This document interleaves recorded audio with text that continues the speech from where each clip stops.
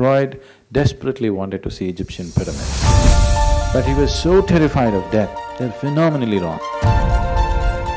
They only study sick people. There are other kinds of dreams which could be giving you access to other aspects of life. If you become meditative, dreams will disappear. Psychologists don't believe this.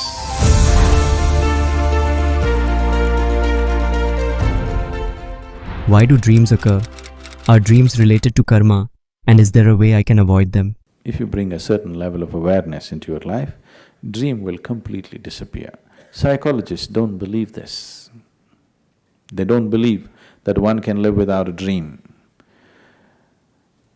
I think Freud went to the extent of saying, you can live without sleep, but you can't live without a dream. Dream is so important, all the time it's on, you know? REM, you know what's REM? Yeah. So, in sleep, this is all the time going on. Because these Freuds and Youngs and other people, they never get to study a yogi or a Buddha. They only study sick people. Yes? They study sick people and make conclusions about the whole humanity. And these conclusions are, there is a certain usefulness to it. At the same time, they are phenomenally wrong. They're phenomenally wrong. They're just taking away the other possibility of what a human being can be, saying that this is what a human being can be, nothing more, nothing less. This happened to Freud. One man came and his problem is he believes that he's dead. So, Freud being a father of psychoanalysis, he set up a treatment for him. Every day, he will stand in front of the mirror and go on saying, dead men don't bleed, dead men don't bleed, dead men don't bleed, dead men don't bleed. This is the mantra. Every day, minimum 3 hours, stand in front of the mirror and go on telling yourself, dead men do not bleed. So he did this for a few months, and when Freud felt the situation was right, he took a pin and pricked that man's finger. Blood came. What does it say now? He looked at it with joy and said, dead men do bleed.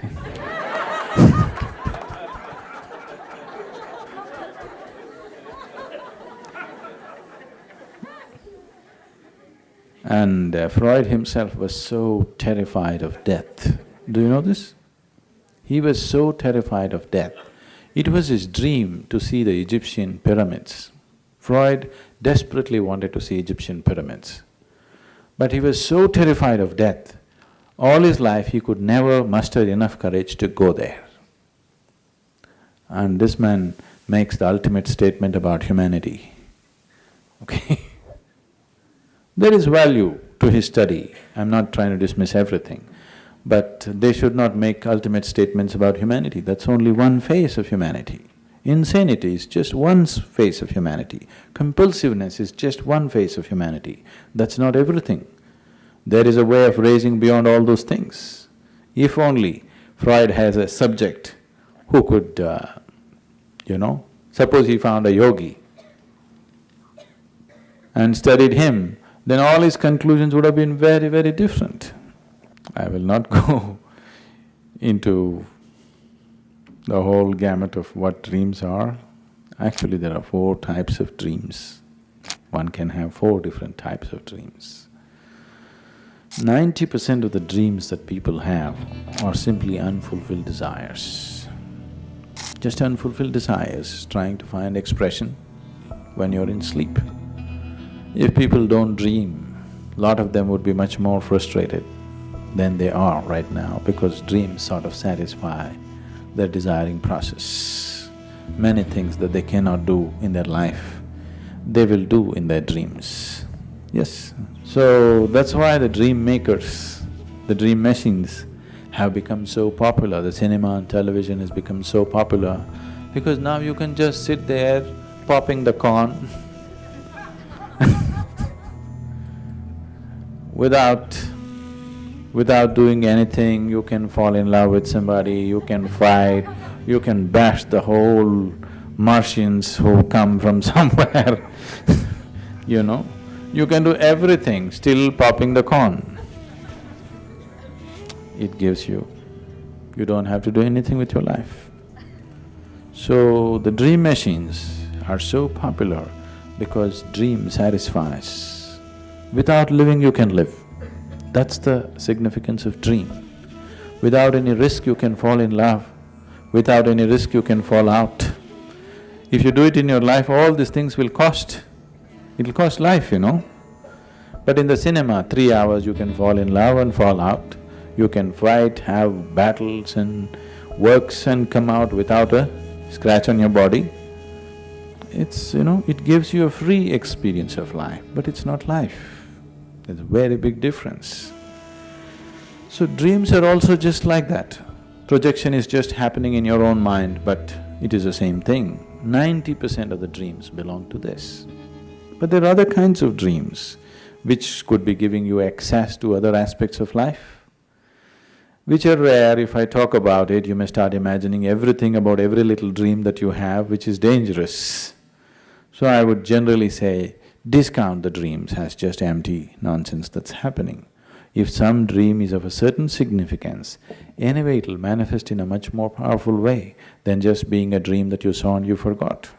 It'll anyway find much bigger manifestation instead of trying to read meanings into dreams, because once you enter that space, your imagination you can't control, it'll just fly off. Everything, every corner you will start seeing spirits and this and that and works. Anybody you see and you little attracted, you think, oh, I know them from their past life and this is happening to all the new age people. Every day on the street they're meeting their past life connections and all this, because you have no brakes on your imagination. Once you set it forth, it will just run. It'll simply run. So, it's best to be skeptical and say, okay, all this is just nonsense. If something is beyond the nonsense, it will anyway pursue you, it won't leave you. So, how to stop them? Why, make them nice. Can't you produce good movies? Free cinema. Why don't you enjoy it? But if you want to stop it, don't try to stop it. If you become meditative, dreams will disappear.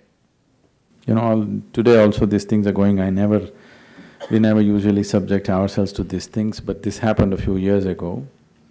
Out of some obligation, I said, okay. They wanted to wire me and study what's happening with me. So they wanted to study my gamma whatever. What is it? Gamma waves or rays, what is it? Waves. So they put up, I don't know, a dozen electrical connections and they said, you meditate. I said, okay. Then they shook me like this and I said, okay, what does your machine say?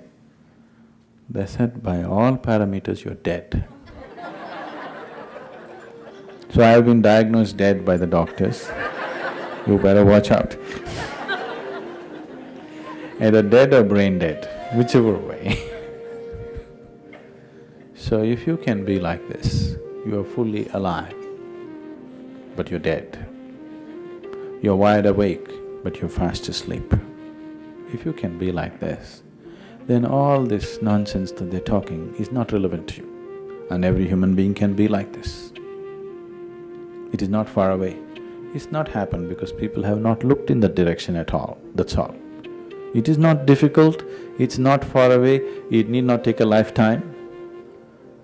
It is just that people have never looked in that direction, they're all looking in a different direction. That's the only problem.